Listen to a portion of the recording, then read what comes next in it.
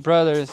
Hey, good morning everybody. We're back here at Valley Center, and we wanted just to update everybody how the project's coming along. Right now we're putting our TNG on top of our beam edge. We're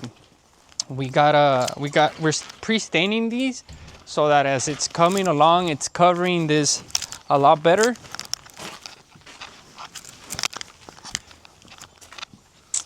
As you see, it's coming along already stained. It looks really good. It's gonna tie in everything just accordingly, and we're really impressed on the time frame and everything that's kind of tying in together.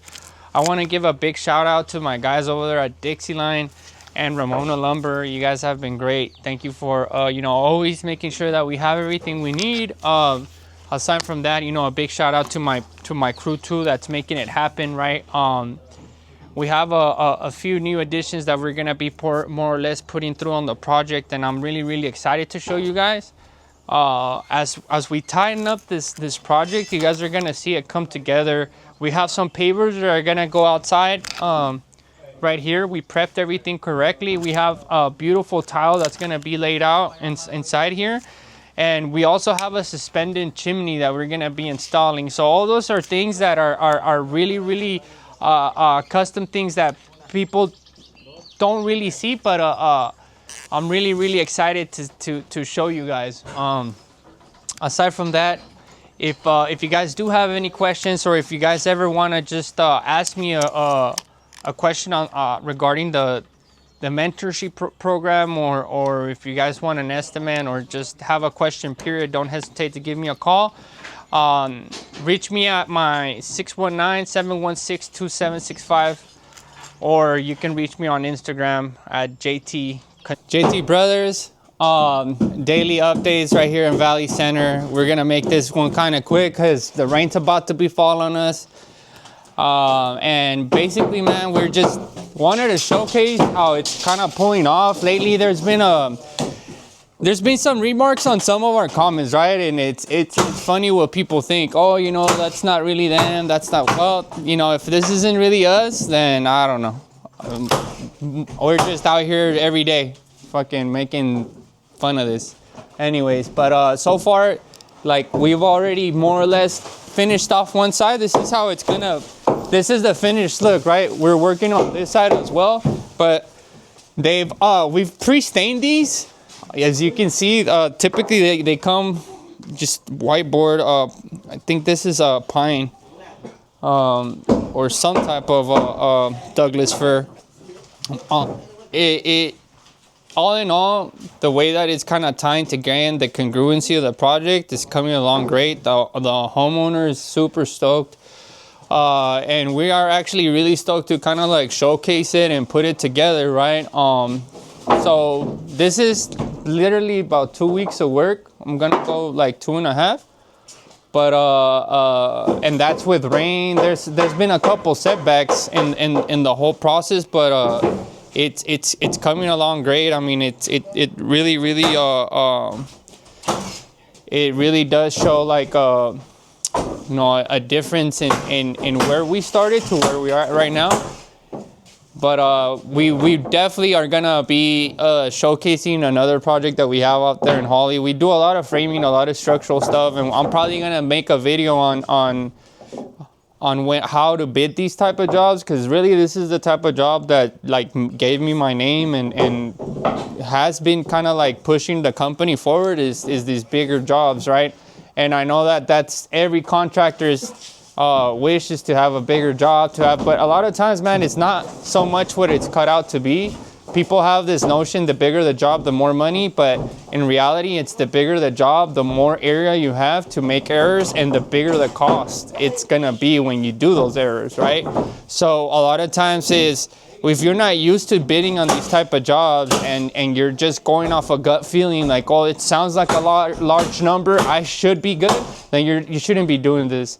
Right? I used to think like that, and I ate my words all the time. But now it's always about numbers. It's making sure that the numbers that I aligned in the beginning are lining up with the ones that were kind of going along, and if they're making sense, and if it's going the way that it's supposed to be, the way that you bid it. A lot of times too is if the customer is asking you to do something free, I'm not saying not to do it. I'm saying is look if there's room in your estimate to do that. Don't be the yes man. Don't always jump at everything, because ultimately that's your livelihood. This is how you make money. So because a customer midway through the project decides that she wants to paint every wall a different color, are you gonna pay for it?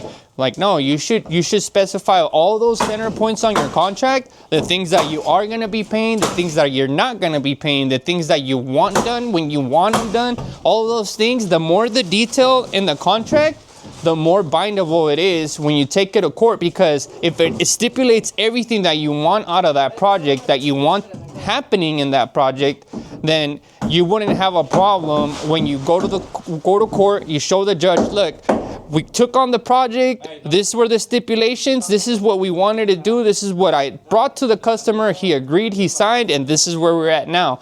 That's a bindable process. Now, if you're just kind of like throwing generalizations out there and what that is, it's like, oh, well, you know, the scope of work, it's painting. Well, hey, JT Brothers, just wanted to show, kind of been showcasing the project, and we're really proud of how this kind of came out. It's gonna say one of the most intricate structures that we've done this year. We do a lot of different type of framing. We've done multiple framing for medical units. We've done MRIs, CT rooms, and basically anything you can think of framing wise. We've probably done gable roofs, trusses, joists, just anything. But this, in any case, the pitch that it has, as you can see, it's very steep. So it did face some challenges, but we overcame them, and just the end result is what you see right now. What we're gonna be doing here at JT pretty soon is I'm gonna be kind of scoping out and giving out a couple pointers in our videos, right? There's a lot of contractors that are probably up and coming, don't know you know, what resources they have available or what type of community, because I really believe that if contractors kind of just, you know, put their differences aside and we're able to work and network with each other, actual contractors, you know, people with licenses, people that are actually care about their integrity work and the things that are kind of coming abroad. But you know, aside from that, just we really want to kind of showcase what we're capable of doing. And I also want to, you know, invite any contractor that, you know, has questions or has potentially, you know, has hit us like a stumbling block in their company where, you know, they're not growing, they need they're living day to day, you know, and that's a scary sight when you're don't know what you got coming next, when you're waking up and it's, you know, you have all these bills, you have people working for you, and you don't have a job lined up. What do you do then? And what that drives to do contractors most of the time is underbid so that they could get work to feed their families and to feed their employees. And a lot of times, you know, that sucks, but there is resources out there. There is a way to be able to like make and generate income in this field. I mean, I've been doing this for a couple years, and I will say that I dealt with some of those struggles in the beginning, but I've been able to overcome them just every year, just knocking them out. And so I ran into so many walls that essentially I learned to, instead of like keep running into them, I'm either gonna just go around them or literally jump over them. So I want to be able to show you guys what has helped me. Just feel free to ask me, you know, reach out to me. If you guys like the video, subscribe, and you guys have a good day.